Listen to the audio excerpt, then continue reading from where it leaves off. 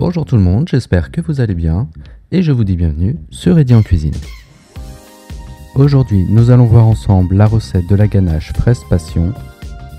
Et pour ce faire, nous aurons besoin des ingrédients suivants: 250 g de fraises, 20 g de sucre en poudre, une feuille de gélatine, 80 g de beurre mou, une demi-cuillère à soupe de maïzena, un œuf et un fruit de la passion.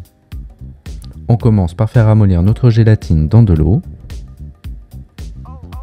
et couper notre fruit de la passion en deux pour y prélever la pulpe et les graines. Alors là, vous sentez pas, mais ça sent très très bon.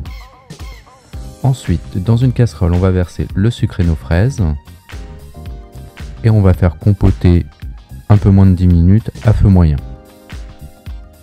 On remue de temps en temps si nécessaire afin d'éviter que ça colle au fond de la casserole. On rajoute éventuellement quelques graines de vanille pour donner du goût. Et au bout d'un peu moins de 10 minutes, vous avez votre mélange qui a diminué d'à peu près de moitié. Ensuite, on va utiliser un mixeur plongeant et on va mixer pour transformer la compote en coulis. On y ajoute notre fruit de la passion, on mélange et on va laisser reposer quelques minutes.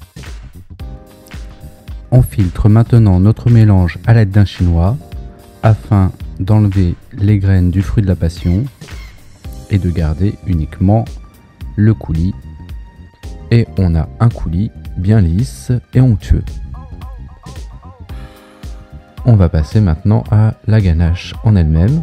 On verse l'œuf dans une casserole, on y ajoute la maïzena et on mélange vivement les deux éléments pour bien qu'ils s'incorporent ensemble.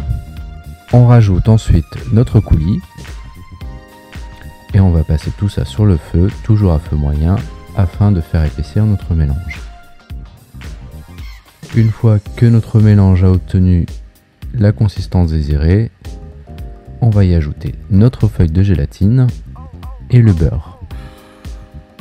On baisse le feu et on mélange afin que tout fonde dans notre ganache. Et voilà, on a obtenu une belle ganache fraise passion que vous allez pouvoir laisser reposer 4 heures au frais avant utilisation. J'espère que cette recette vous a plu et je vous dis à bientôt sur Eddy en cuisine.